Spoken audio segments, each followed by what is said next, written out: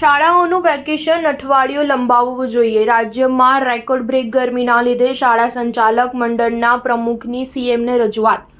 કહ્યું 7 દિવસનો કાપ દિવાળીમાં મૂકી શકાય। રાજ્યમાં ગરમીનો પારો 45 ડિગ્રી પાર પહોંચ્યો છે, જેના કારણે અનેક લોકો હીટવેવનો ભોગ બન્યા છે। બીજી તરફ 13 જૂનથી શરૂ થઈ રહેલા શૈક્ષણિક સત્રને લઈને શાળાઓ ખુલ્લી રહી છે। શાળા સંચાલકોએ રજૂઆત કરી છે કે શાળાઓ એક સપ્તાહ મોડી ખોલવામાં આવે, એટલે કે શાળાઓમાં ચાલી રહેલું ઉનાળુ વેકેશન 13 જૂનની જગ્યાએ 22 જૂન સુધી લંબાવવામાં આવે। આ વર્ષે રાજ્યમાં રેકોર્ડ બ્રેક ગરમી પહોંચી છે। એટલું જ નહીં, હજુ પણ ગરમી અને હીટવેવની આગાહી છે।